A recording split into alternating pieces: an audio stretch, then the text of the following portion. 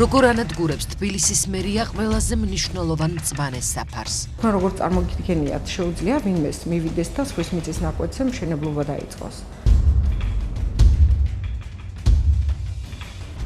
სად უნდა გაევლო გზას?